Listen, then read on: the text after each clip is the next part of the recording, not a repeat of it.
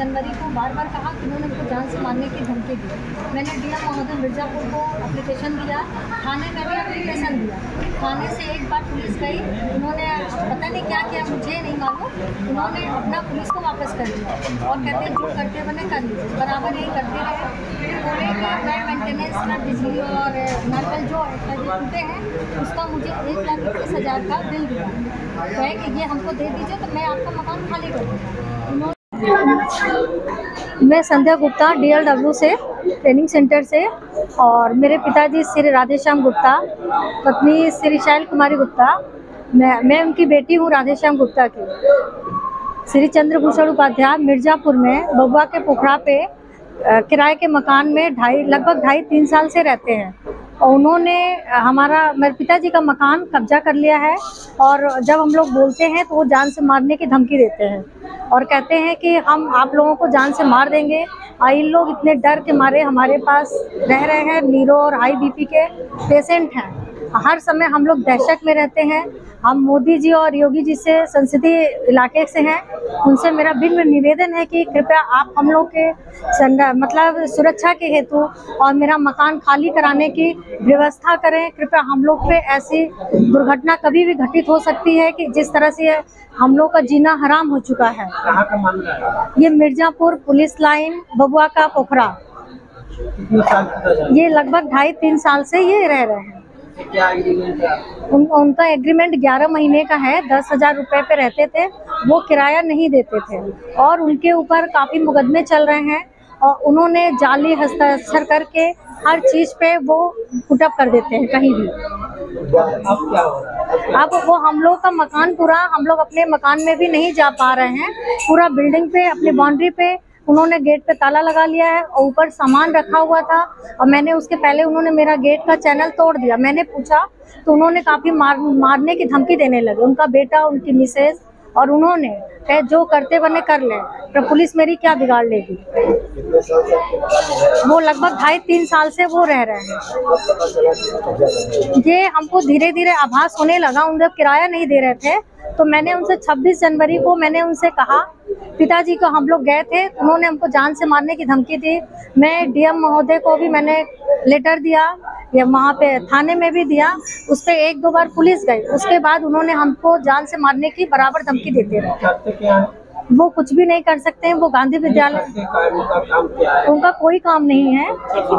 420 का काम करते हैं। वो पहले गांधी विद्यालय में थे, वहाँ भी उन्होंने जालसाजी का काम किया और भू माफिया हैं उन्होंने। मुझे प्रशासन से कोई सहयोग नहीं मिला है। मैं अभी भी गई थी तो प्रशासन बोल रही है कि ये मेरा काम नहीं है। कृपया,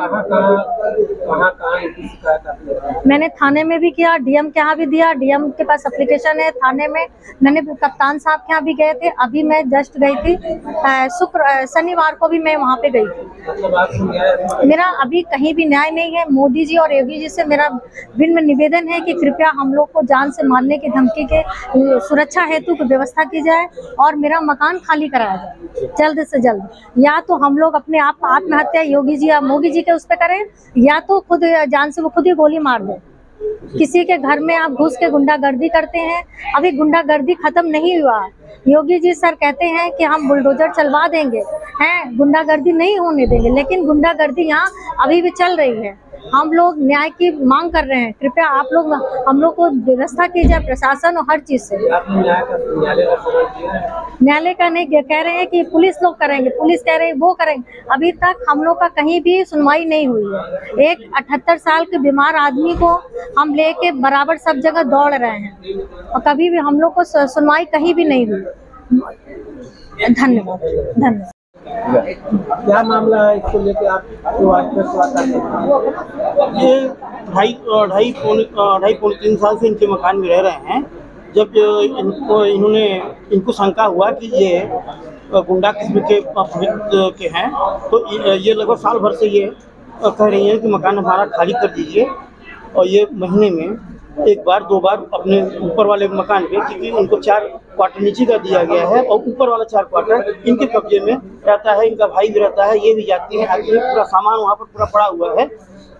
और इनसे जब कहा गया तो ये कहे कि हमने मेंटेनेंस खर्च, हमको मेंटेनेंस खर्च चाहिए, हमको 1,21,000 रुपया। ये किस चीज़ का आप रखते हैं, तो आप देख रेख नहीं करेंगे? कहें नहीं, ये आपकी जिम्मेदारी है। हमसे कहेगी विजय जी आप जो है पैसा भी उन्होंने लिया। हाँ 90,000 रुपया, ये 1,21,000 मांग रहे थे। तो ये हुआ कि हम कहीं विवाद नहीं करना चाह रहे हैं। ये लोग सीधे साधे आदमी हैं, ये डर के मारे वहाँ से भाग करके बनारस जो है आ रहे हैं। जब वहाँ पर गए हैं तो जो है मारने की धमकी दिए, और उनकी औरत वो लोगों का, अब हम लोगों का गुंडागर्दी शुरू होगा। ये कब कहे 12 तारीख में ये 90,000 रुपया लिए, 16 तारीख को कहे मकान को हम खाली कर देंगे, और हाँ कहे विजय जी आप विश्वास रखिए। फिर उसके बाद मंगलवार का दिन पड़ा, उन्होंने कहा कि मैं ब्राह्मण हूँ, मैं मंगलवार को मकान नहीं खाली करूँगा, हमको एक दिन का और मौका दीजिए। हम कहा ठीक है, हम दूसरे दिन आ जाते हैं। कहीं नहीं, आपको आने की आवश्यकता नहीं है, हम आकर के आपके यहाँ कछुआ पहुँचा देंगे। वो बिल्कुल रिकॉर्ड है, और ये 90,000 रुपया लेकर के ऊपर सिग्नेचर अपना किए हैं कि हमको 90,000 रुपया पा गए हैं, 16 तारीख को मकान हम खाली कर देंगे। खाली नहीं किए, और उसके बाद क्या हमने फिर फ़ोन किया कि हमारे दरवाजे आपने पुलिस भेजा। हम कहते ही नहीं, हमने पुलिस को तुरंत हमने फ़ोन किया, क्या उनके मकान में कोई गया था? कहे नहीं, हम लोग नहीं गए थे। आप लोगों ने मना किया कि हमारा बात चल रहा है, तो कोई गया नहीं था। और हमने कहा कि आप चाबी नहीं दिए, क्या हम तो आ रहे थे रास्ते में, और वहाँ पुलिस पहुँच गई। हमने कहा जब आपके मकान में, जब आपने मकान को खाली कर दिया, तो फिर जब वहाँ से हट गए, तो फिर आप वहाँ पुलिस पहुँची कैसे? हाँ बिल्कुल, हमारे ये हमारी भांजी है, हमारे बहन की लड़की है। इनको कोई सहारा नहीं है, और ये घबरा के, क्योंकि इनके पिताजी ज़्यादा बीमार है। हम ये चाह रहे हैं कि इनका किसी तरीके से, इनके पास एक ही मकान है, क्योंकि ये लड़की बनारस में रहती है, ये इनके देख रेख के लिए ये लोग इनके पास हैं।